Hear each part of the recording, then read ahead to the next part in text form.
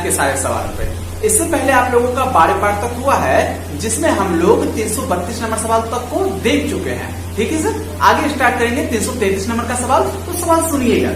सवाल है कि एक निश्चित धनराशि पर साधारण ब्याज एक निश्चित ब्याज की दर से 2 वर्षों में 1200 रुपया है और उसी धनराशि का चक्रवृद्धि ब्याज साधारण ब्याज की दर से 2 वर्षों में 990 रुपया मिलता है। मूलधन कितना होगा? एक बात ध्यान रखिएगा सर, जब 2 वर्षों का साधारण ब्याज दिया हो और 2 वर्षों का चक्रवृद्धि ब्याज दिया हो तो मूलधन निकालने का डायरेक्टेड ट्रिक है। तो P बराबर हो जाएगा ये SI का होल स्क्वायर साधारण ब्याज का होल स्क्वायर, अब बट्टा में करेंगे 4 गुना डिफरेंस। याद रखिएगा सर, बहुत आसान ट्रिक है। जब 2 वर्षों का साधारण ब्याज दिया हो और 2 वर्षों का चक्रवृद्धि ब्याज दिया हो तो मूलधन बराबर होता है SI का होल स्क्वायर बटे 4 गुना डिफरेंस। जरा सा गौर करिएगा, SI दिया साधारण ब्याज 1200 है, अब 1200 का स्क्वायर करिएगा तो 1200 गुना 1200 हो जाएगा। अब बट्टा में देखिए 4 गुना डिफरेंस, मतलब साधारण ब्याज और चक्रवृद्धि ब्याज का अंतर कितना है? 90। तो बट्टा में कर देंगे हम लोग 90। तो देखिए जरा सा, ये जीरो कटेगा, 4 से कटवाइएगा तो 4 तिया 12, यहाँ देखिए 3 तिया 9, 3 10 है 30, अब 3 से इसको कटवाइएगा तो ये 400 मरतबे काटेगा। तो मूलधन हो जाएगा हम लोगों का 4000 रुपया आंसर। ठीक है, अगले सवाल सुनिएगा 334 नंबर का। बोला एक दुकानदार एक वस्तु पर 320 रुपया अंकित करता है, यदि 10% के छूट के बाद भी उसको 20% का लाभ होता है तो वस्तु का क्रय मूल्य ज्ञात करें। गौर फरमाइएगा सर, जो डाटा हम लोगों को दिया है सबसे पहले बोर्ड पे उसको लिख लेते हैं। अंकित मूल्य दिया है तो देखिए जरा यहाँ पे 334 नंबर का अंकित मूल्य कितना दिया है, देखिए तो जरा सा। अंकित मूल्य दिया है 320 रुपया, है ना। क्या बोला कि 10% का छूट करके बेचा, तो छूट कितना दिया है? 10% का। अब क्रय मूल्य हम लोगों को नहीं मालूम है तो क्रय मूल्य को हम लोग मान लेते हैं 100 रुपया। जरा गौर करिएगा, क्रय मूल्य को मान लिया हम लोगों ने 100 रुपया। क्या बोला क्वेश्चन की 20% का लाभ हुआ। लाभ कितने का हुआ है? 20% का लाभ हुआ। चलिए आइए देखते हैं। जब ये छूट दिए होइएगा, छूट हमेशा अंकित मूल्य पर दिया जाता है। तो अंकित मूल्य तो सर 100%, दुनिया का कोई भी चीज 100% होता है। हम बोलेंगे 100 रुपया वाला वस्तु 10 टका छूट करके बेचे, यानी 90 में बेचे हैं, ये अपने आप में 100%। 10% छूट करके बेचे यानी इसके 90% पर बेचे हैं, यानी सेलिंग प्राइस कितना हो जाएगा? 320 का 90%, है ना। ये विक्रय मूल्य को दर्शाया। आगे सुनिए, ये जो लाभ हुआ है, लाभ हमेशा क्रय मूल्य पर होता है। आप क्रय मूल्य भी 100% है, 20% का लाभ हुआ। हम बोलेंगे सर 100 रुपया वाला कोई वस्तु है, 20 रुपया लाभ पर बेचे, मतलब 120 में बेचे हैं आप, है ना सर।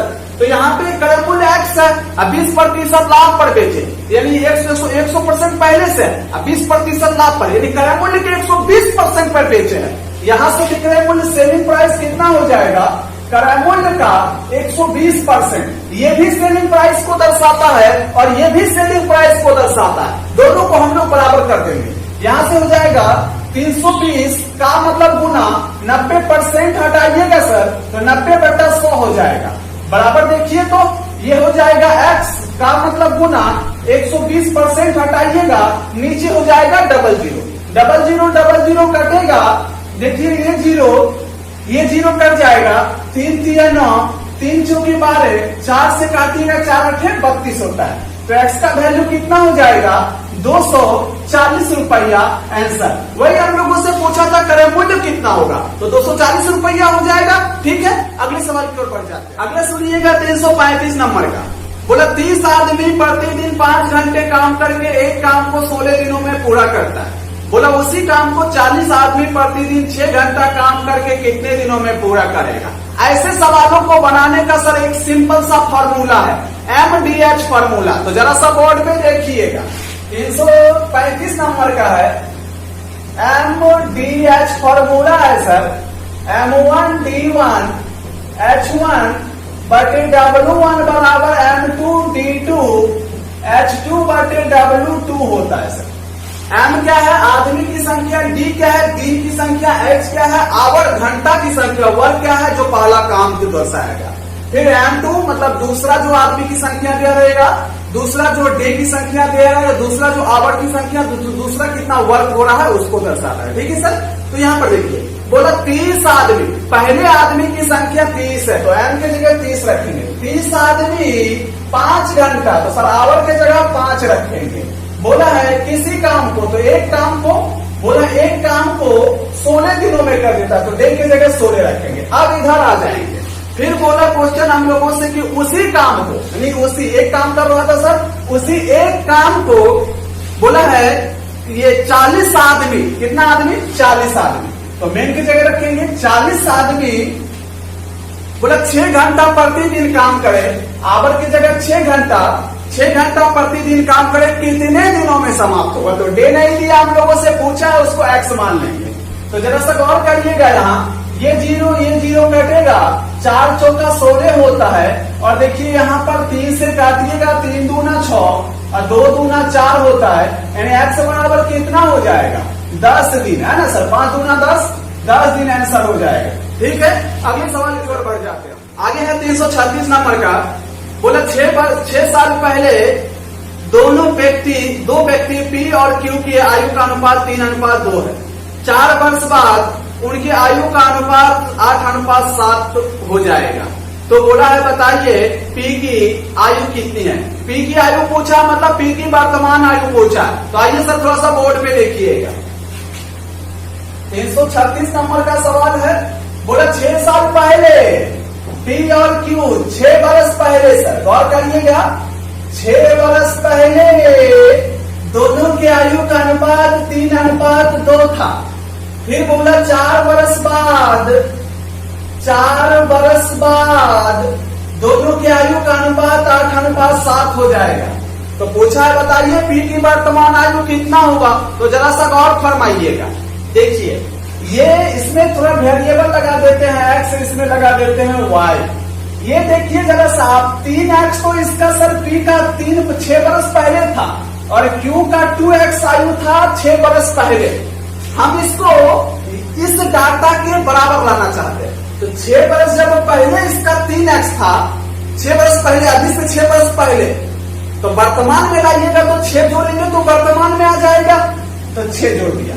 लेकिन ये तो सर वर्तमान से भी 4 वर्ष बाद है, वर्तमान से 4 वर्ष बाद कर देंगे तो हो जाएगा पी का आयु अभी से 4 वर्ष बाद का कितना होगा। अब देखिए क्यू के बारे में थोड़ा देखते हैं। क्यू का आयु अभी से 6 वर्ष पहले था 2x, 6 वर्ष पहले 2x था, वर्तमान में लाइएगा तो 6 जोड़ना पड़ेगा। लेकिन सर 4 वर्ष बाद का ही दिया है, तो अभी वर्तमान से 4 वर्ष बाद ले जाइएगा तो 4 और जोड़ना पड़ेगा। ये हो गया पी का 4 वर्ष बाद का आयु, ये हो गया क्यू का 4 वर्ष बाद का आयु। तो दोनों के 4 वर्ष बाद के आयु का अनुपात हो गया, बट्टा मतलब अनुपात। तो P और Q के 4 वर्ष बाद के आयु का अनुपात ये भी दर्शाता है P और Q के 4 वर्ष बाद के आयु का अनुपात। जब दोनों सेम ही बात है, हमने दोनों को बराबर कर दिया। देखिए तो y काटेगा, यहां देखिए हो जाएगा ऊपर में 3x + 10 बटा हो जाएगा 2x + 10 बराबर हो जाएगा 8/7। कोना कोनी गुना करिएगा तो हो जाएगा 7 या 21x प्लस हो जाएगा 70 बराबर हो जाएगा 8 × 16x प्लस हो जाएगा 80, है ना सर। ये इधर आएगा तो हो जाएगा 16, 5x बराबर हो जाएगा, ये उधर जाके तो 10 हो जाएगा, x बराबर कितना हो जाएगा 2 हो जाएगा। x का मान कितना निकला 2 निकला। हम लोगों से पूछा p की वर्तमान आयु, x का मान जो यहाँ रखिएगा ना सर, तो p का आयु निकलेगा 6 वर्ष पहले का, तो 6 वर्ष जोड़ेंगे तब वर्तमान में आएगा। तो जरा सा गौर करिएगा, p की वर्तमान आयु बराबर हो जाएगा, तो 3x 6 वर्ष पहले था, इसमें 6 जोड़ देंगे तो वर्तमान में आ जाएगा। x का वैल्यू 2 मालूम है, तो 2 × 6 आज 6 कितना हो जाएगा 12, यानी वर्तमान में उसका आयु हो जाएगा 12 वर्ष। ठीक है। अगले सवाल सुनिएगा 337 नंबर का। बोला है यदि R019 11 से विभाजित है तो छोटी प्राकृतिक संख्या r के जगह क्या मान ज्ञात कीजिए। जरा सा गौर करिएगा सर, हम लोगों को क्या दिया है, 337 नंबर का सवाल है। बोला r 019 11 से पूर्णता विभाजित है, तो r की जगह क्या होगा, छोटा से छोटा। गौर फरमाइए जरा सा सर यहाँ पे। तो देखिए 11 से विभाजता करूंगा, आप लोग जानते होइएगा। यदि अल्टरनेट मतलब क्या होता है सर, एक को छोड़कर एक, अल्टरनेट अंकों का योग का अंतर या तो 0 या तो 11 से कटने वाली कोई संख्या पकड़ा जाए, समझ जाएगा 11 से कट जाएगा। तो आइए देखते हैं अल्टरनेट अंकों का योग क्या है। पहला तो है r+1, दूसरा क्या है सर, अल्टरनेट 0+9 है ना। अब सोचिए कि r की जगह मिनिमम क्या रखा जाए ताकि ये दोनों का अंतर या तो 0 हो जाए या तो 11 से कटने वाली कोई संख्या। 11 से कटने वाली संख्या कौन कौन है, 11, 22, 33, 44, 55, 66, ये सब है। ऐसा कुछ भी आ जाएगा तो 11 से कट जाएगा। तो देखिए एक रखते हैं तो 2 में से 9 जाएगा तो माइनस में आ जाएगा, होगा नहीं। तो 7 रखेंगे, 7 1 8, 8 में से 9 जाएगा तो -1 हो जाएगा। 11 से तो कट नहीं है हम, -1। 8 रखेंगे, 8 1 9, 9 में से 9 जाएगा तो कितना बचेगा सर, 0। और हमने तो बोला ही था अगर दोनों का अंतर 0 हो जाएगा तो 11 से कट जाएगा। तो r की जगह मिनिमम क्या रखना पड़ेगा, 8 रखेंगे तो अंतर 0 हो जाएगा, और जब अंतर 0 हो गया तो 11 से कट जाएगा। यानी r की जगह मिनिमम क्या होगा, r की जगह सिंपल है। बोला है 2 अंकों वाली एक संख्या के अंकों का योग 9 है। जब अंकों के स्थान आपस में बदल दिए जाते हैं तो संख्या 45 से कम हो जाती है। बदली हुई संख्या ज्ञात करिए। गौर फरमाइएगा सर यहाँ पे 2 अंकों वाली संख्या, तो मान लेते हैं कुछ। तो देखिए सवाल है 338 नंबर का, 2 अंकों वाली संख्या को सर हम लोगों ने x y माना, ठीक है। इसमें तो 2 अंक है, कौन कौन है, x और y है। इसको संख्या के फॉर्म में कैसे लिखा जाता है, तो अभी देखिए 2.5 अंक पे x है तो 10 गुना 2.5, अब प्लस इकाई पे y है तो y गुना 1, यानी ये संख्या हो गया, ये मूल संख्या। बोला संख्या के दोनों अंकों का योग 9 है। ए भैया ई अंक और दोनों का योग 9 है, मतलब x प्लस वाई बराबर कितना आपको दिया है, 9। आगे देखिए क्या बोला है, आगे बोला है कि जब अंक आपस में बदल दिए जाते हैं तो संख्या में 45 की कमी हो जाती है। अंक बदलिएगा तो y चलाएगा इधर, x चलाएगा इधर, तब संख्या क्या बनेगा, हो जाएगा 2.5 अंक y, तो 10y प्लस x। बोला तब ये जो संख्या है ना इससे 45 कम हो जाता है। ओ ये इससे 45 कम है, मतलब हम बोलेंगे हम बड़ा भाई से 2 वर्ष कम है, मतलब बड़ा भाई और हम में 2 वर्ष का डिफरेंस है। बोला ये इससे 45 कम है, मतलब दोनों में 45 का डिफरेंस है। गौर फरमाइएगा, हो जाएगा 10x plus Y minus 10y plus x, दोनों में डिफरेंस होगा 45। यहाँ हल करिएगा तो माइनस से गुना होगा दोनों में, तो -10y माइनस x हो जाएगा सर। 10x में से x जाएगा तो कितना बचेगा, 9x, और देखिए y में से 10y जाएगा तो -9y हो जाएगा, बराबर हो जाएगा 45। देखिए x माइनस वाई सर यहाँ से 9 कॉमन ले लिया हमने, बराबर हो जाएगा 45, यानी x माइनस वाई बराबर कितना हो जाएगा, 5। इसको आप समीकरण सेकेंड मानिए। समीकरण फर्स्ट में दिया था आपको x प्लस वाई, और समीकरण सेकेंड में निकला x माइनस वाई, तो x y का वैल्यू नहीं निकाल सकते हैं आप। यहाँ देखिए तो x प्लस वाई बराबर दिया 9, x माइनस वाई बराबर दिया 5, दोनों को जोड़िएगा 2x बराबर 14, तो x बराबर कितना हो जाएगा, 7। x का वैल्यू रख दीजिएगा तो y का मान निकल गया 2। हम लोगों से क्या पूछा था, बदली हुई संख्या कौन है, तो बदलने के बाद तो yx ना आया था, तो yx का वैल्यू पूछा, y का वैल्यू निकाले हैं 2, x का वैल्यू निकाले हैं 7, आंसर कितना हो जाएगा, 27। अगले सवाल सुनिएगा 339 नंबर का।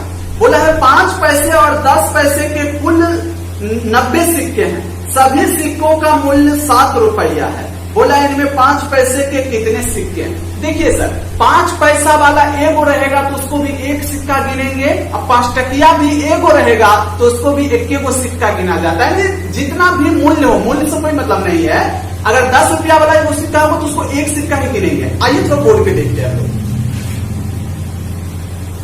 339 नंबर का क्या बोला, 5 पैसा वाला सिक्का है और क्या है सर इसमें 10 पैसा वाला सिक्का है ना। बोला दोनों मिलाकर टोटल 90 सिक्का। ए भैया दोनों मिलाकर 90 सिक्का है ना, तो आप मान लीजिए 5 पैसे के सिक्कों की संख्या x है। 5 पैसे के सिक्कों की संख्या आपने x माना, तो बताइए ना 10 पैसे वाले सिक्कों की संख्या कितना हो जाएगा? तो हो जाएगा पूरा तो 90 में दोनों मिला करके, जब ये x हो गया तो ये हो जाएगा 90 माइनस x, है ना। अब बोला दोनों का टोटल मूल्य 7 रुपया। आप सोचिए एगो 5 पैसा ही का मूल्य कितना होता है? एगो 5 पैसा ही, पैसा को रुपया में बदलिए, 100 से भागा देना पड़ेगा, 5/100 नहीं 1/20 रुपया। एक 5 पैसा का मूल्य 1/20 रुपया होता है। तो दो का कितना होगा? गुना 2। x का कितना होगा? गुना x। तो एक 5 पैसा का मूल्य 1/20 x वो है, तो x/20 हो जाएगा, यानी 5 पैसे का टोटल मूल्य निकल गया प्लस। अब सोचिए तो एगो 10 पैसा का मूल्य कितना होता है? 10/100 कर दीजिए, यानी 1/10 मूल्य होता है। और 2 का कितना हो जाएगा? 1/10 गुना 2। हम लोगों के पास 90 माइनस x है, तो 1/10 गुना 90 माइनस x, तो हो जाएगा 90 माइनस x बटे हो जाएगा 10। ये हो गया 10 पैसे का टोटल मूल्य, ये हो गया 5 पैसे का टोटल मूल्य, और दोनों का टोटल मूल्य बराबर 7 है। एलसीएम लीजिएगा तो हो जाएगा 20। 20 एकम ये हो जाएगा x प्लस 10 गुना, और 2 से गुना कर दीजिएगा 180 माइनस 2x बराबर हो जाएगा 7, है ना सर। देखिए 20 से गुना करिएगा इधर, तो इधर हो जाएगा आपका 180 माइनस x बराबर हो जाएगा 140। 140 इधर आके माइनस होगा, तो 40 बराबर कितना हो जाएगा?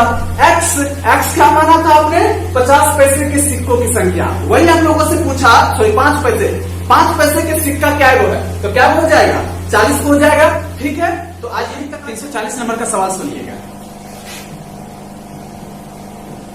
सुनिए जरा सा सवाल क्या बोला है एक बंद लकड़ी का आयताकार बॉक्स में 1 सेंटीमीटर मोटी लकड़ी से बना है, जिसका बाहरी आयाम 22 सेंटीमीटर, 17 सेंटीमीटर एवं 22 सेंटीमीटर है।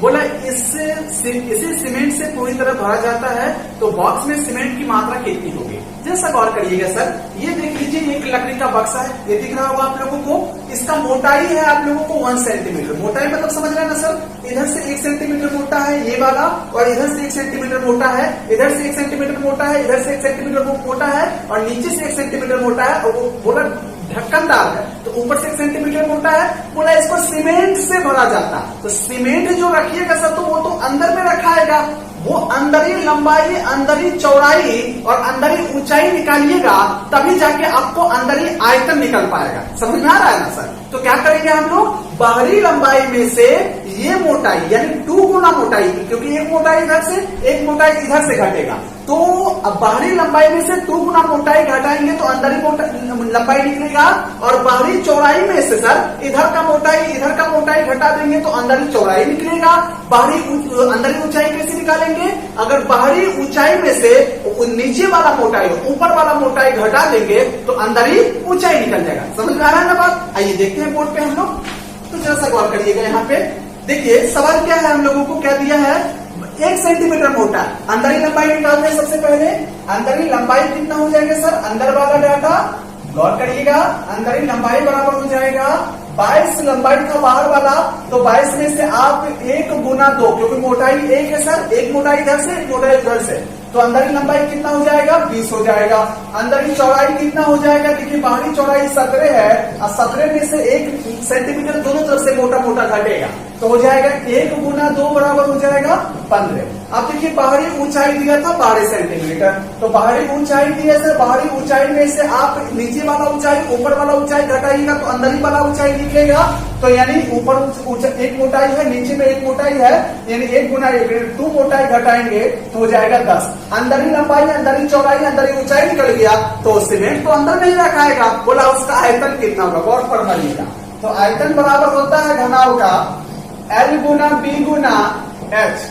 तो देखिए सर यहाँ 20 गुना 15 अब गुना हो जाएगा 10, यानी हो जाएगा 3000 घन सेंटीमीटर आंसर। समझ में आ रहा है ना? तो अगले सवाल में बढ़ जाते हैं। अगला है 341 नंबर का। बोला P एक वस्तु को 1600 रुपया में खरीदा तथा 10% लाभ पर बेच दिया। अगर इस वस्तु को 1840 में बेचा होता तो लाभ प्रतिशत कितना बढ़ जाता है। गौर फरमाइएगा सर, जो जो डाटा हम लोगों को दिया है सबसे पहले उसको बोर्ड में लिख लेते हैं। तो डाटा हम लोगों को क्या क्या दिया है देखिए, तो यहाँ पे दिया बोला 1600 रुपया में खरीदा, तो क्रय मूल्य कितना है सर, यहाँ पर क्रय मूल्य बराबर है 1600 रुपया, है ना। बोला है कि इसको 10% लाभ पर बेच दिया। कितने प्रतिशत लाभ पर? 10% लाभ पर बेचा है। बोला अगर इसी वस्तु को 1840 में बेचता तब जो लाभ होता, ये लाभ से कितना प्रतिशत अधिक है। गौर फरमाइए, 1840 में सेलिंग प्राइस रखिएगा तो आपको कितना का लाभ हो जाएगा? लाभ हो जाएगा सर आपको 240 रुपया का लाभ होगा, क्योंकि 1600 में खरीदे थे, 1840 में बेचिएगा तो 240 का तब लाभ होगा। प्रतिशत लाभ कितना हो जाएगा? प्रतिशत लाभ बराबर जानते होइएगा, लाभ गुना 100 अब बटे होता है क्रय मूल्य, तो बटे हो जाएगा 1600, डबल जीरो कटेगा। देखिए यहाँ पे 16 कम 16 और 16 85, तब आपको 15% का लाभ होगा। बोला ये लाभ इससे कितना प्रतिशत अधिक होगा, तो दोनों में अंतर देख लीजिए ना कितना का है। 15% में से 10% तो बराबर हो जाएगा 5%, यानी ये लाभ इससे 5% अधिक होगा। ठीक है, अगली तो 342 नंबर का बोला एक नाव की गति धारा के विपरीत दिशा में 40 किलोमीटर प्रति आवर है। बोला तथा स्थिर जल में नाव की चाल 55 किलोमीटर पर आवर है। बोला नाव की गति यदि नदी के धारा के दिशा में क्या होगी। गौर फरमाइएगा सर, जो जो डाटा दिया सबसे पहले उसको बोर्ड पे लिखते हैं। देखिए यहाँ पे क्या दिया है, 342 नंबर का सवाल। देखिए ये है आपका नदी है, ठीक है, धारा बह रहा है, धारा इधर बह रहा है, आप नाव इसके विपरीत दिशा में चला है। नाव विपरीत दिशा में चलाइएगा ना, तो पहले देखिए नाव का चाल दिया हमको, वेलोसिटी ऑफ बोट बराबर दिया है 55 किलोमीटर प्रति आवर, है ना। वेलोसिटी ऑफ स्ट्रीम बराबर हम लोगों को सर नहीं मालूम है, तो वेलोसिटी ऑफ स्ट्रीम बराबर मान लेते हैं x किलोमीटर पर आवर, है ना। बोला है धारा के विपरीत दिशा में, धारा के विपरीत दिशा में 40 के चाल से चल लेता है नाव। तो धारा के जब धारा इधर बह रहा है और नाव इधर चला रहे हैं, तो धारा तो विरोध कर रहा होगा, फिर भी आप 40 के चाल से बढ़ रहे हैं। ये जो 40 चाल है आपका चाल नहीं है, आपका चाल तो 55 था। ये विरोध होने के बाद आप 40 के चाल से बढ़ रहे हैं, यानी ये 40 दोनों चाल का अंतर है, मतलब धारा और आपके चाल का अंतर है। तो आपका चाल कितना है सर 55 और धारा का चाल कितना है x। ये दोनों के चालों का अंतर 40 है, क्योंकि आप विरोध में चलने के बाद भी 40 के चाल से चलते हैं, तो बराबर हो जाएगा 40। 55 देखिए इधर आएगा तो x बराबर हो जाएगा 15। ये निकल गया आपका धारा का चाल निकल गया। अब बोला यदि धारा के दिशा में जाइएगा तो किस चाल से बढ़िएगा। आपका ओरिजिनल चाल सर 55 है, धारा के दिशा में जाइएगा तो धारा भी सपोर्ट करेगा, यानी 55 आपका चाल 15 धारा चाल जोड़ दीजिए तो टोटल 70 के चाल से बढ़िएगा। यानी धारा के दिशा में वेलोसिटी इन डाउनवर्ड डायरेक्शन, उसको इंग्लिश में बोलते हैं सर। धारा की दिशा में जाइएगा तो 55 प्लस 15 यानी 70 किलोमीटर प्रति आवर की चाल से आप जाइएगा। ठीक है, अगले सवाल सुनिए। तो बोला है 343 नंबर में, बोला 55, 53, 56, 59, 61, 69 और 31 संख्याओं का माध्यिका ज्ञात करिए। सर माध्यिका के लिए हमने एक स्पेशल टॉपिक बना दिया है, हालांकि फिर से यहाँ आप समझने का प्रयास करिए। माध्यिका मतलब होता है जो मध्य में पकड़ाएगा वही माध्यिका कहलाएगा। लेकिन उससे पहले एक काम करिएगा, दिए गए डाटाओं को या तो बढ़ते क्रम में सजा लीजिएगा या तो घटते क्रम में सजा लीजिएगा, उसके बाद जो मध्य में पकड़ाएगा वही माध्यिका कहलाएगा। तो आइए देखिएगा सर, यहाँ पे सबसे पहले हम लोग इसको बढ़ते क्रम में सजा लेते हैं। बढ़ते क्रम में सजाइएगा तो सबसे छोटा देखिए तो इसमें कौन है 31 है। 31 के बाद कौन है सर, यहाँ पे 53 दिख रहा है ना आपको। 53 के बाद कौन है 55 है। 55 के बाद देखिए तो कौन है 56 है। 56 के बाद 59 है। 59 के बाद 61 है। 61 के बाद 69 है। ठीक है, अब देखिए ये बढ़ते क्रम में सज गया, जो मध्य में पकड़ाएगा माध्यिका, तो 3 को इधर से छोड़ दीजिए, 3 को इधर से छोड़ दीजिए, तो माध्यिका कितना हो जाएगा, माध्यिका बराबर हो जाएगा 56 आंसर। ठीक है, बोला यदि ब्याज को वार्षिक रूप से चक्रवृद्धि ब्याज किया जाए तो 2 वर्षों के लिए 48,000 रुपया पर 20% वार्षिक दर से चक्रवृद्धि ब्याज कितना होगा। मान ली चक्रवृद्धि ब्याज पूछा है सर, इसका फॉर्मूला आप लोग जानते होइएगा, CI। चक्रवृद्धि ब्याज बराबर होता है 344 नंबर का सवाल है, CI बराबर होता है p इंटू 1 प्लस r बटे 100 टू दी पावर t। ये तो मिश्र धन निकलेगा और मिश्र धन में से मूलधन घटा दीजिएगा तो चक्रवृद्धि ब्याज निकलेगा। समझ में आया ना बात सर? यहाँ देखिए p कॉमन ले लिए तो यहाँ बचेगा 1 प्लस r बटे 100 to the power t minus हो जाएगा 1, है ना सर? अब सबका वैल्यू रख दीजिए, आंसर आ जाएगा। तो देखिए यहाँ पे p का वैल्यू कितना दिया मूलधन, यहाँ पे दिया हम लोगों को 48,000 रुपया। अब देखिए 1 प्लस r का वैल्यू कितना दिया हम लोगों को 20% दिया है ना सर, तो 20 बटा हमने 100 कर दिया। t का वैल्यू कितना दिया है देखिए, तो t का वैल्यू 2 वर्ष दिया तो पावर 2 माइनस 1 है तो 1 रख दिया हमने। देखिए 20 पंचा 100 होगा, 5 एकम 5, 6 बटा 5 को 2 बार गुना करना है सर, 36 बटा 25 होगा। यानी हो जाएगा 48,000 इंटू में हो जाएगा 36 बटे 25 माइनस हो जाएगा 1, है ना सर? तो अब इसको तो घटाना जानते हैं ना, ग्रेजुएट हैं आप लोग। 36 में से 25 जाएगा, 11 बटा 25 हो जाएगा। तो ये हो जाएगा 48,000 गुना हो जाएगा 11 बटे 25। इसको जब सॉल्व कर लीजिएगा तो आंसर आ जाएगा 21,120 रुपया आंसर। समझ में आ रहा है ना? ठीक है, अगला सवाल सुनिएगा 345 नंबर का। बोला दो संख्याओं का एचसीएफ और एलसीएम 30 और 2730 दिया है। बोला एक संख्या 78 है, दूसरी संख्या कितना होगा? फॉर्मूला जानते हैं ना सर आप? जब दो संख्याओं का एलसीएम दिया हो, एचसीएफ दिया हो, एक संख्या दिया हो, दूसरी संख्या पूछे तो फॉर्मूला होता है एलसीएम गुना एचसीएफ बराबर पहली संख्या गुना दूसरी संख्या। गौर करिएगा जरा सा, 345 नंबर का सवाल है। एलसीएम गुना एचसीएफ बराबर होता है पहली संख्या गुना दूसरी संख्या। जानते हैं कि नहीं जानते हैं सर आप लोग? जैसा गौर करिएगा, एलसीएम हम लोगों को एचसीएफ दिया है 3, एलसीएम दिया है 2730, ये हमने 2730 लिखा।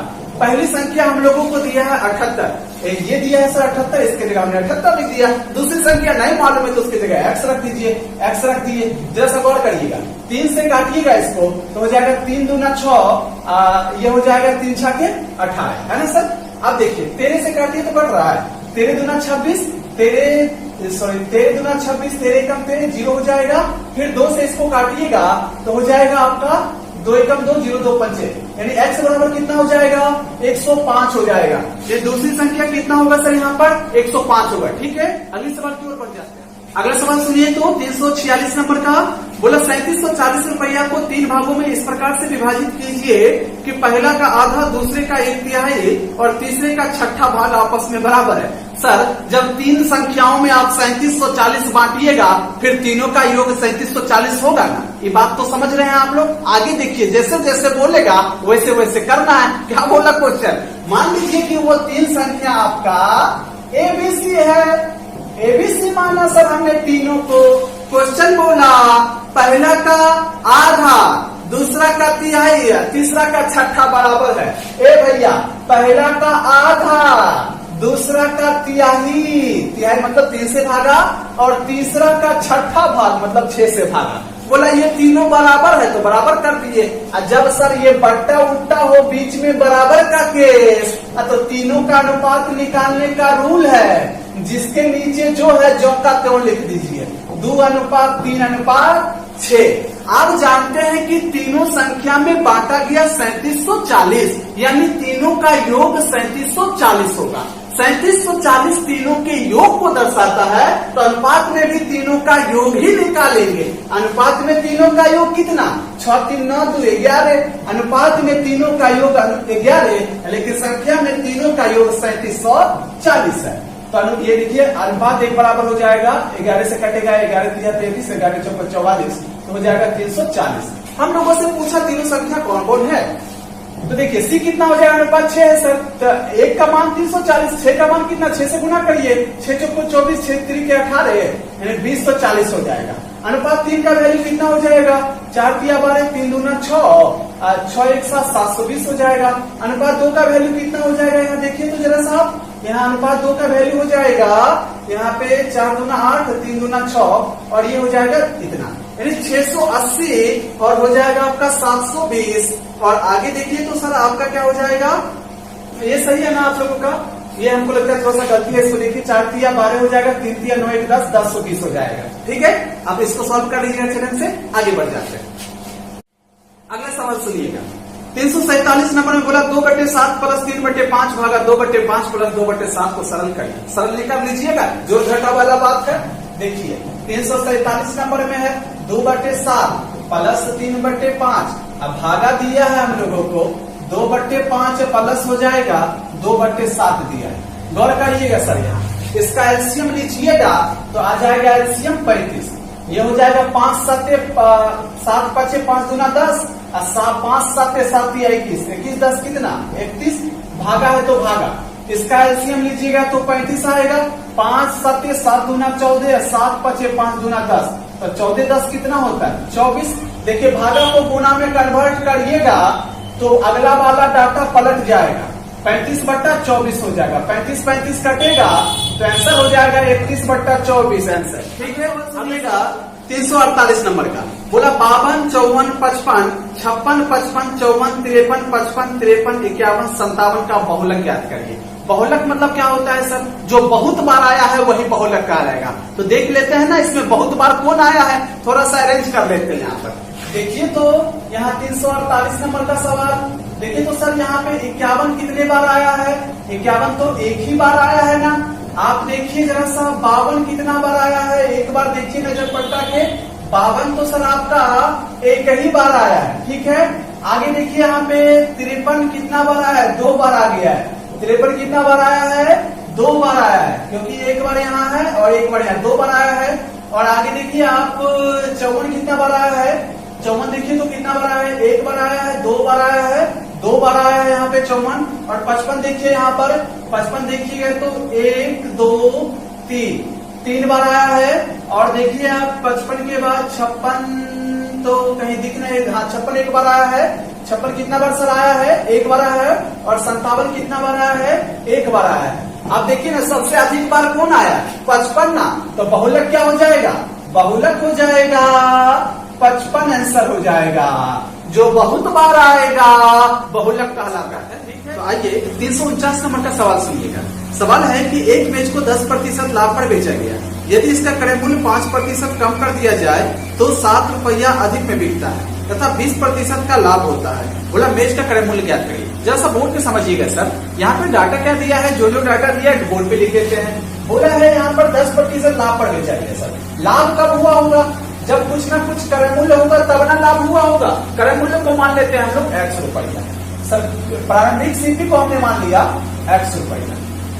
क्या बोला क्वेश्चन कि 10% लाभ पर बेचा गया। ए भैया 10% लाभ पर बेचे मतलब क्या कि क्रय मूल्य से 10% अधिक पर बिका होगा। क्रय मूल्य 100% होता है और उससे 10% अधिक पर, यानी कि इतना में बिका होगा। आपका सेलिंग प्राइस होगा X का 110% पर बिका होगा, है ना सर। परसेंट हुएगा फिर आ जाएगा आपका 11x/10 में बिका होगा।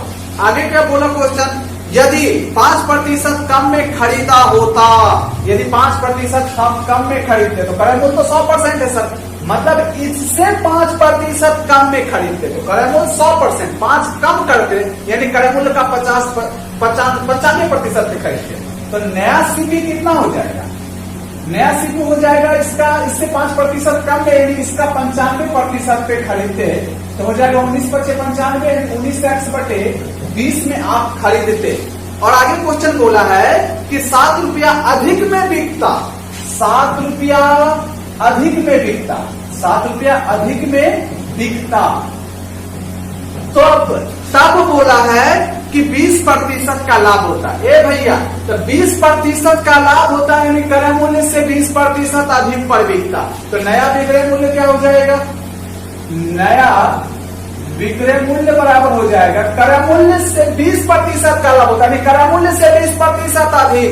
जैसा गौर करिए क्रय मूल्य अपने आप में 100% है, इसका 120% पर बिकता, प्रतिशत देगा नीचे डबल 0।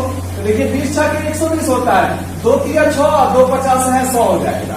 तो ऊपर में गुना करेंगे तो 19 3 57 x/50 में बिकता है ना सर।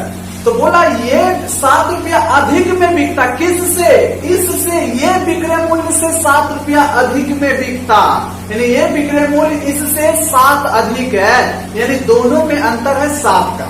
देखिए जरा सा 57x/50 माइनस हो जाएगा 11x/10 बराबर हो जाएगा 7। एलसीएम लीजिएगा तो यहाँ आ जाएगा 50, 50 यहाँ हो जाएगा 57x माइनस हो जाएगा 10 पचे 55 बराबर हो जाएगा यहाँ पे सर देखिए 7। यहाँ देखिए तो 2x बराबर हो जाएगा 350 हो जाएगा। x का वैल्यू निकालिएगा 2 एकम 2, 2 सत्ते 14, 2 पंचे 10, यानी वही बोला कि प्रारंभिक क्रय मूल्य कितना 175 रुपया हो जाएगा। इसका सर एक ट्रिक भी है, ट्रिक भी यहाँ पर देखिएगा तो देख लीजिए।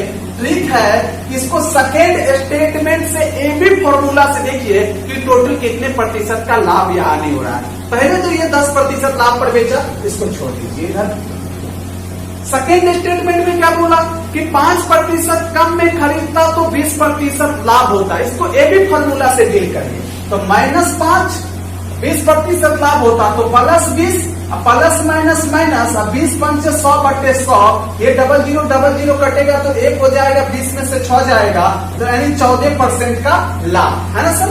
अभी देखिए पहले 10% का प्रॉफिट हो रहा था, अब 14% का प्रॉफिट हो रहा है। क्यों? 7 रुपया अधिक में बेचने की वजह से, यानी 7 रुपया अधिक में बेचता है तो पहले से 4% अधिक लाभ होता है। तो 4% बराबर हो जाएगा 7, 1% बराबर हो जाएगा 7/4 और 100% का वैल्यू निकालिएगा तो 7/4 गुना हो जाएगा 100, 25 सत्ते करिएगा यहाँ पे तो हो जाएगा 175 रुपया। 100% हमेशा क्रय मूल्य को दर्शाता है। समझ में आ रहा है ना? निर्देश दिया है सर 350 से 352, निम्नलिखित तालिका का अध्ययन करें और उस पर आधारित प्रश्नों का सवालों का जवाब दें। नीचे घरेलू खर्च 1000 रुपये में प्रति वर्ष में दिए गए हैं। देखिए वर्ष 2010 है सर। इधर किराना पे 32 नहीं है, 32,000 से गुना कर दीजिए क्योंकि बोला सब 1000 में है तो 32,000 खर्च हुआ किराना पे, और किराया पे 12 मतलब 12,000, मनोरंजन पे 5,000, EMI मतलब कोई लोन पे कोई गाड़ी उठाया होगा या कोई जमीन खरीदा होगा तो उसमें EMI भरना पड़ता है। बोला EMI 3.4 मतलब 1000 से गुना कर दीजिएगा तो यहाँ पे आ जाएगा 3400 रुपया EMI भरना पड़ता है। और कर 9 मतलब 9,000 टैक्स लगा। देखिए 2011 में 37 मतलब 37,000 रुपया किराना पे खर्च हुआ, और देखिए किराया पे इसको 13,000 रुपया खर्च हुआ है। मनोरंजन पे 6.5 मतलब 6500 रुपया मनोरंजन पे खर्च हुआ है। EMI पे 4.5 मतलब 4500 रुपया EMI पे खर्च हुआ है, और कर पर 13 मतलब 13,000 रुपया खर्च हुआ है सर। इसी प्रकार से सभी वर्षों का डाटा दिया है। अब हम लोगों को जवाब देना है इसी डाटा के आधार पे। तो पहला देखिए 350 नंबर का सवाल क्या बोला है कि वर्ष 2014 में EMI पर किया गया खर्च किराए पे किए गए खर्च का कितना प्रतिशत है। गौर पर फरमाइएगा सर। यहाँ देखिए 350 में क्या बोला EMI पे किया गया खर्च, तो 2014 में देखिए आप EMI पे कितना खर्च किया गया था। EMI पे 2014 में देखिएगा तो 7.4 मतलब 7400 रुपया खर्च हुआ है EMI पर। आगे देखिए बोला किराने पर किए गए खर्च, किराना पे कितना खर्च किया गया देखिए तो जैसा किराना पे कितना खर्च किया गया है। किराना पे खर्च हुआ है सर 52,000 रुपया। समझ में आ रहा है बात?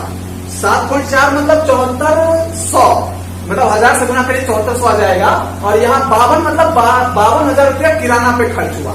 बोला ये खर्च EMI का खर्च किराने के खर्च का कितना प्रतिशत है। गौर करिएगा जरा सा, अभीष्ट प्रतिशत बराबर हो जाएगा। बोला ये खर्च, तो इसको ऊपर में लिखिएगा। बोला इसका, तो जिसका बोलेगा उसको बट्टा में रखिएगा, तो बट्टा हो जाएगा 52,000। अब प्रतिशत में लाने के लिए 100 से गुना करिएगा, इसको हल करिएगा तो आ जाएगा 14.23% आंसर। यानी EMI का खर्च किराने खर्च का 14.23% है। ठीक है, अगले सवाल की ओर बढ़। अगला सवाल सुनिएगा तो जरा सा। बोला है प्रति वर्ष मनोरंजन पर औसत खर्च कितना हुआ। मनोरंजन पर औसत खर्च पूछा। औसत कैसे निकालते हैं सर? जितना भी आज तक मनोरंजन पे खर्च हुआ है, चाहे वो डाटा है उससे भागा दे देंगे तो औसत खर्च निकल जाएगा। तो आप देखिए ना, तो औसत खर्च निकालना है हम लोगों को 351 नंबर में। तो जरा सा गौर करिएगा, औसत मनोरंजन पर खर्च, मनोरंजन पर खर्च निकालना है। तो देखिए तो सर यहाँ पे, तो यहाँ पे वर्ष 2010 में 5 खर्च हुआ है ना, 5 खर्च हुआ, 5 मतलब 5,000 मनोरंजन पे खर्च हुआ है प्लस। देखिए तो 2011 में मनोरंजन पे 6.5 मतलब 6500 रुपया खर्च हुआ है। फिर देखिए आगे देखिए 2012 में मनोरंजन पे 7.3 मतलब 7300 रुपया खर्च हुआ है। प्लस आगे देखिए 2013 में देखिए 2013 में देखिए तो 7.9 मतलब 7900 रुपया खर्च हुआ है। आगे देखिए 2013 का हो गया ना सर। 2014 में देखिए मनोरंजन पे 8.5 मतलब 8500 रुपया खर्च हुआ है। तो क्या वो डाटा 1 2 3 4 5 बट्टा हम लोग 5 कर देंगे तो औसत खर्च निकल जाएगा। तो यहाँ से आपका आंसर निकल जाएगा 1740 रुपया आंसर। ठीक है सर। अगले सवाल बोला है 352 नंबर में, बोला वर्ष 2012 के लिए कुल घरेलू खर्च कितना। कुल घरेलू खर्च मतलब सर जो किराना पे खर्च हुआ, जो किराया पे खर्च हुआ, जो EMI पे खर्च हुआ, जो टैक्स लगा, ये सारा मिला के 2012 में कितना खर्च हुआ, जरा सा गौर करिएगा। देखिए यहाँ पे 352 नंबर का टोटल खर्च पूछा। टोटल खर्च 2012 में जरा सा गौर करिएगा। तो सर यहाँ पर देखिए 2012 में पहला तो किराना पे कितना खर्च किया गया था 46,000 रुपया, है ना सर। और देखिए 2012 में किराना पे कितना 14,000 रुपया, है ना सर। आगे देखिए यहाँ पर 2012 में मनोरंजन पे कितना 7300 रुपया खर्च किया गया, तो यहाँ हमने 7300 लिख दिया। अब देखिए 2012 में जो है EMI पे कितना 5.6 मतलब 1000 से गुना करिएगा तो 5600 रुपया आएगा। फिर देखिए कर पे कितना खर्चा किया गया है 2012 में 17,000 रुपया। तो इस सबको जोड़ दीजिएगा तो टोटल खर्च निकलेगा। तो देखिए ना ये हो जाएगा 0, ये हो जाएगा 0, ये हो जाएगा आपका 6 3 9, ये हो जाएगा 6 4 10 7 17 17 5 हो जाएगा 22 7 29 और यहाँ देखिए सर 6 6 2 8 हो जाएगा, यानी 89,900 आंसर ऑप्शन नंबर ए हो जाएगा आंसर। ठीक है सर। अगला सवाल सुनिएगा जरा सा। बोला है 353 नंबर में 15 मीटर तथा 20 मीटर दो खंभे जमीन पर सीधे खड़े हैं, उनके बीच की दूरी 12 मीटर है, तो उनके ऊपरी छोरों के बीच की दूरी कितना होगा, जरा सा गौर करिएगा सर बोर्ड पे। देखिए यहाँ 353 नंबर का सवाल है। बोला है 15 मीटर और 20 मीटर दो खंभा है। ये सर 15 मीटर का खंभा है और देखिए ये जैसा 20 मीटर का खंभा है, इसको हम लोग शो कर देते हैं 15 मीटर का है और ये टोटल कितना है सर आपका 20 मीटर का खंभा है। बोला दोनों खंभों के बीच की दूरी 12 मीटर है, तो ये हमने दोनों के बीच की दूरी को 12 मीटर मान लिया। जब ये 12 मीटर है सर, इसी के समानांतर एक रेखा खींचिएगा तो ये भी हो जाएगा आपका 12। जब ये 15 है तो ये भी आपका कितना हो जाएगा 15 हो जाएगा। जब ये 15 है पूरा 20 है तो सर ये कितना हो जाएगा 5 हो जाएगा। समझ में आ रहा है ना बात। ये 5 ये 12 हम लोगों को बोला दोनों के छोर के बीच की दूरी, यानी ये वाला लंबाई पूछा। देखिए ना इसको ए मान लेते हैं, इसको बी मान लेते हैं और ये समकोण है, समकोण के सामने वाली भुजा कर्ण होता है, कर्ण बराबर लंब स्क्वायर जोड़ आधार स्क्वायर होता है, यानी ए भी बराबर हो जाएगा रूट अंडर लंब कितना है सर 5 का स्क्वायर, आधार कितना है 12, तो 12 का स्क्वायर हो जाएगा। 169 का वर्गमूल कितना होता है 13, यानी दोनों छोरों के बीच की दूरी 13 मीटर हो जाएगा। ठीक है। अगले सवाल को सुनिए कि जैसा सवाल क्या बोला है। बोला 15, 25 तथा 29 का लघुत्तम समापवर्तक ज्ञात करिए। देखिए सर जैसे यहाँ पे 15 और दिया हम लोगों को 25 और दिया 29, इसका लघुत्तम समापवर्तक निकालना जानते हैं ना आप लोग। 5 दिया 15 और 5 25 25, ये हो जाएगा सर 29, यानी एलसीएम बराबर हो जाएगा आपका 5 गुना 3 गुना 5 गुना 29 हो जाएगा, है ना सर। जब इसको सॉल्व कर लीजिए तो आंसर आ जाएगा 2175 आंसर हो जाएगा। ठीक है। अगले सवाल की ओर बढ़ जाता है। सवाल है 355 नंबर का। बोला PQR मिलकर एक खेत की फसल 6 दिनों में काट सकता है, P अकेला 10 दिनों में, Q अकेला 24 दिनों में फसल काट सकता है, R अकेला इस फसल को कितने दिनों में काटेगा। गौर फरमाइएगा सर, जिसका डेट दिया है उसको लिख देते हैं सबसे पहले। देखिए यहाँ पर 355 नंबर का सवाल है कि बोला P plus Q plus R तीनों मिलकर से कितना दिनों में काट लेता है फसल, तीनों मिलकर काटता है तो 6 दिनों में पूरा फसल काट लेता है। आगे बोला है कि अगर आपका P अकेले फसल काटेगा तो 10 दिन में पूरा फसल काट लेगा, और बोला Q अकेला अगर फसल काटेगा तो 24 दिन में पूरा फसल काट लेगा, है ना सर। आप बोला है कि R अकेला काटेगा तो पूरा फसल कितने दिनों में काटेगा, तो जरा सा गौर करिएगा। ये तीनों देवों का एलसीएम लीजिएगा तो टोटल वर्क पता चलेगा। इसका एलसीएम हो जाता है आपका, एलसीएम बराबर हो जाएगा 120। ये हमेशा टोटल वर्क को दर्शाता है सर। क्या दर्शाता है ये? टोटल वर्क को दर्शाता है। जैसा गौर करिएगा। अब टोटल वर्क 120 है, 120 यूनिट काम है। ये बोलता है तीनों मिलकर 6 दिन में कर देता है। 120 काम को 6 दिनों में कर देता है, तो एक दिन में कितना काम करता होगा तीनों मिलके? 20 काम कर देता होगा, 6 दूना 12 यानी 20 काम करता होगा।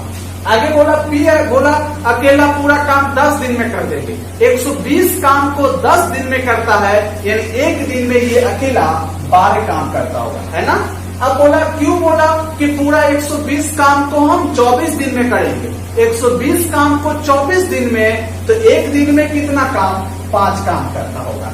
तीनों मिलकर सर एक दिन में 20 काम करता है, एक दिन में 12 काम करता है, एक दिन में 5 काम करता है ना। आप इसको ऐसे समझिए कि तीनों फ्रेंड मिलकर एक दिन में 20 रोटी खाता है, ठीक है। ये अकेला 12 रोटी खा लेता है, ये अकेला 5 रोटी खा लेता है, तो पता नहीं चलेगा कि आर एक दिन में कितना रोटी खाता होगा। देखिए तो जैसा आर कितना खाता होगा, 20 में से माइनस कर दीजिए, ये 12 प्लस 5 यानी बराबर हो जाएगा 3। पता चल गया आर एक दिन में 3 रोटी खाता होगा। तो एक दिन में 3 रोटी खाता है, तो 120 रोटी खाने में कितना दिन लगेगा, 120/3 यानी इसको टाइम लग जाएगा 120/3 बराबर 40 दिन, आंसर हो जाएगा। ठीक है, अगली सवाल की ओर बढ़ जाइए। तो बोला है 356 नंबर में दी गई संख्याओं के निम्नलिखित में कौन सा सही है। मतलब सर इसको बढ़ते क्रम में सजाया, बोला कौन सा सही है, आप इसको चेक कर लीजिएगा। 356 का ऑप्शन नंबर बी आंसर हो जाएगा।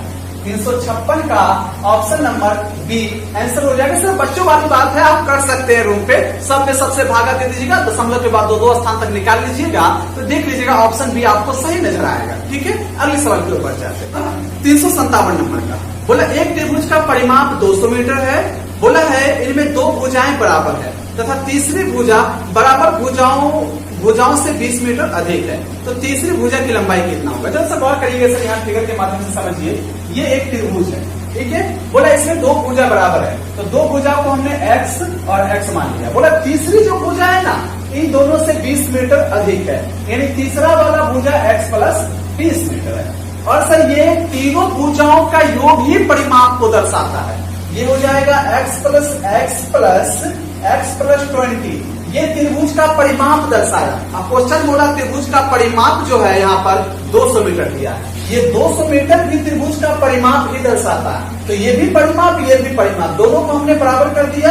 यहाँ देखिए 3x बराबर ये उधर जाके घटेगा तो हो जाएगा 180, x बराबर हो जाएगा 60। बोला तीसरी भुजा कितना होगा, तो तीसरी भुजा तो सर आपका तीसरा भुजा है x प्लस 20 है ना, तो यहाँ हो जाएगा x का वैल्यू 60 प्लस 20 जोड़िएगा तो तीसरी भुजा कितना सेंटीमीटर का होगा, 80 का। ठीक है, 58 नंबर का सवाल सुनिए। बोला है एक कपड़ा का क्रय मूल्य 35 रुपया है, यदि उस कपड़े की लंबाई 4 मीटर होती। सर यहाँ पे सवाल को सही कर लीजिएगा, 4 मीटर अधिक होती तो, और प्रत्येक मीटर का मूल्य 1 रुपया कम होता, तो बोला कुल मूल्य क्रय मूल्य अपरिवर्तित रहता है, मतलब अभी टोटल क्रय मूल्य 35 रुपया ही होता। तो बोला है कि कपड़े की लंबाई कितनी थी, जरा सा गौर करिएगा। सर यहाँ पे जो डाटा हम लोगों को दिया है वो लिख लीजिएगा। 358 नंबर का सवाल सुनिएगा। टोटल सीपी हम लोगों को कितना दिया, 35 रुपया, हमने लिख लिया सर इसको। आगे बोला है ना कि अब इसमें कितना मीटर कपड़ा खरीदा, ये तो आप लोगों को नहीं मालूम है। तो माना x मीटर कपड़ा खरीदा, तो x मीटर कपड़ा खरीदा सर, तो हम ये जानते हैं प्रति मीटर मूल्य क्या होगा, 35/x। गौर करिए, प्रति मीटर मूल्य बराबर हो जाएगा 35/x रुपया, है ना सर। आगे बोला अकॉर्डिंग टू क्वेश्चन, बोला यदि 4 मीटर अधिक खरीदा होता तो कितना पहले खरीदा था, x मीटर, 4 मीटर अधिक खरीदा होता तो कितना खरीदता, x प्लस 4 मीटर खरीदा होता। इतना मीटर खरीदा होता और प्रति मीटर मूल्य 1 रुपया कम होता, तो पहले प्रति मीटर मूल्य कितना था, 35/x, उससे 1 रुपया कम होता। तो अब प्रति मीटर मूल्य कितना होना, तो मीटर की बात कर रहा है, प्रति मीटर मूल्य 1 रुपया कम होता। 1 रुपया कम होता मतलब प्रति मीटर मूल्य 35/x था, उससे 1 रुपया कम होता है। अब प्रति मीटर मूल्य 35/x - 1 होता, तो बोला अब जो टोटल मूल्य होगा वो परिवर्तित रहेगा, मतलब अब भी टोटल मूल्य 35 ही होगा। अब टोटल मूल्य 35 होगा, ये टोटल मूल्य अब का दर्शाता है सर। आप सोचिए जब 1 मीटर का मूल्य इतना है तो 2 मीटर का मूल्य कितना होगा, इतना गुना 2, तो x प्लस 4 मीटर का मूल्य टोटल मूल्य कितना होगा, इतना गुना x प्लस 4, यानी अब का टोटल मूल्य दर्शाएगा 35/x - 1। यानी प्रति मीटर मूल्य में मीटर से गुना कर दीजिएगा तो ये टोटल मूल्य को दर्शाएगा। टोटल मूल्य बराबर टोटल मूल्य कर दिया हमने, बोला कितना मीटर कपड़ा खरीदा गया, यानी एक्स का वैल्यू पूछा, तो एक्स का यहाँ सॉल्व कर लीजिएगा तो 10 मीटर आंसर आ जाएगा। ठीक है, वैसे तो सवाल गलत था, सवाल सही करवाया सर हमने, आप इसको सॉल्व कर लीजिएगा, इतना काम तो कर ही सकते हैं, क्योंकि हम बनाएंगे तो काफी लंबा वीडियो हो जाएगा। एक्स बराबर हो जाएगा 10 मीटर आंसर। ठीक है, आइए सर ये देखिए 359 नंबर में है, बोला 3 संख्याएं 2:3:5 के अनुपात में है, उनके योग का 2 गुना 100 है, तो तीनों में सबसे बड़ी संख्या का वर्ग कितना होगा, और फरमाइएगा। जो जो डाटा दिया है सबसे पहले उसको बोर्ड पे लिखते हैं। देखिए यहाँ पे 359 नंबर का जो सवाल है, 3 संख्याएं का अनुपात दिया, पहला, दूसरा और ये तीसरा है सर। तीनों संख्याओं का अनुपात दिया 2:3:5। बोला इन संख्याओं के योग का 2 गुना 100 है। ये जो सर 100 है इस सब के योग का 2 गुना है, तो अनुपात में भी वही डाटा निकालेंगे। इस सब के योग का 2 गुना कितना होता है, तो योग 5 3 8 2 10 और 10 का 2 गुना अनुपात 20। ये तीनों के योग का 2 गुना अनुपात में तो 20 होता है। अब क्वेश्चन बोला ये तीनों के योग का 2 गुना 100 है, तो दोनों सेम बात है, अलग बात है, ये अनुपात में है, ये संख्या में है। अनुपात 1 का वैल्यू कितना हो जाएगा 5, तो अनुपात सबसे बड़ी तो यही दिख रहा है, तो अनुपात 5 का वैल्यू हो जाएगा 25। बोला तो सबसे बड़ी संख्या उसका वर्ग कितना होगा, तो 25 का वर्ग करिएगा तो आंसर हो जाएगा 625। ठीक है सर, अगले सवाल की ओर बढ़ते हैं। सवाल सुनिए 360 नंबर का, बोला एक 20 मीटर लंबी सीढ़ी एक खड़ी दीवार पर टेकी है, बोला यह जमीन से 30 डिग्री का कोण बनाती है, सीढ़ी दीवार से कितनी ऊंचाई तक पहुंचेगी, गौर फरमाइएगा। आसान सवाल है। देखिए ये आपका 360 नंबर का सवाल है। एक दीवार है, दीवार पे देखिए सीढ़ी लगा हुआ है सर, ये क्या लगा हुआ है, ये सीढ़ी है आपका। ठीक है, देखिए हमने सीढ़ी बना लिया और बोला है ना कि एक 20 मीटर लंबी सीढ़ी, ये सीढ़ी की लंबाई कितना दिया हम लोगों को 20 मीटर दिया है, और बोला दीवार पे टिकी हुई, दीवार पे टिकी हुई है, बोला ये सीढ़ी जमीन के साथ 30 डिग्री का कोण बनाती है, 30 डिग्री का कोण बनाया। बोला कि दीवार की कितनी ऊंचाई तक सीढ़ी पहुंचा हुआ है, ये लंबाई पूछा। आप तो जानते हैं कि साइन वाला रूल लगाते हैं जिसमें कर्ण और लंब का रिलेशन आ जाए, क्योंकि कर्ण मालूम है, लंब निकालना है, तो कर्ण और लंब किसमें आता है सर, साइन में। तो साइन 30 डिग्री बराबर हो जाएगा लंब बटे कर्ण होता है, तो लंब देखिए ना, ये तो नहीं मालूम है, x मान लीजिए, यानी x बटे 20, साइन 30 का वैल्यू 1/2 बराबर x बटे 20 हो जाएगा, 2 10 है 20, x बराबर कितना हो जाएगा 10 मीटर, यानी कि दीवार से 10 मीटर ऊंचाई तक को सीढ़ी छू लेगा, आंसर हो जाएगा। अगले सवाल की ओर बढ़ जाते हैं। अगले सवाल सुनिएगा, बोला है 361 नंबर में, बोला P अपनी यात्रा का पहला आधा भाग 40 किलोमीटर प्रति आवर के चाल से तथा शेष दूरी 50 किलोमीटर पर आवर के चाल से तय करता है, तो कुल यात्रा की औसत गति कितनी होगी, गौर फरमाइएगा सर जरा सा। यहाँ पे देखिए 361 नंबर सवाल में पूरा यात्रा को मान लेते हैं हम लोग ये 2D किलोमीटर, पूरे यात्रा को हमने क्या मान लिया सर 2D किलोमीटर। अब बोला इसका आधा मतलब D किलोमीटर, आधा दूरी को किस चाल से चल रहा है 40 किलोमीटर प्रति आवर के चाल से, 40 किलोमीटर प्रति आवर के चाल से चला आधा दूरी, और शेष तो आधे का बचा होगा, आधा मतलब 2 किलोमीटर। बोला आधा दूरी को 50 के चाल से चला, यहाँ से चलाइए 50 किलोमीटर प्रति आवर के चाल से। और एक बात याद रखिएगा सर, जब दो समान दूरी को, ये देखिए जितना दूरी ये है उतना ही दूरी ये है, तो समान दूरी को अलग अलग चालों से चला तो एवरेज स्पीड बराबर होता है 2x बटे x प्लस वाई। जरा सवाल करिएगा, एवरेज स्पीड बराबर होता है 2xy बटे x प्लस वाई, मतलब xy मतलब क्या है, दोनों चालों का गुणनफल, तो 2 गुना 40 गुना 50 बटे 40 प्लस 50 करिएगा तो 90 हो जाएगा। ये जीरो कटेगा, ऊपर में देखिए 50 चौका कितना होता है 200 गुना 400 अब बटे 9 करिएगा तो यहाँ से निकल जाएगा आपका 9 चौके 36, 400 9 चौके 36 4 इतना किलोमीटर प्रति आवर आंसर हो जाएगा। तो ये फॉर्मूला कब लगाएंगे सर, जब दो समान दूरी हो और अलग अलग चालों से चले तब वो। ठीक है, आज यहीं तक रखते हैं। Wish you all the very best. Thank you so much for watching this video.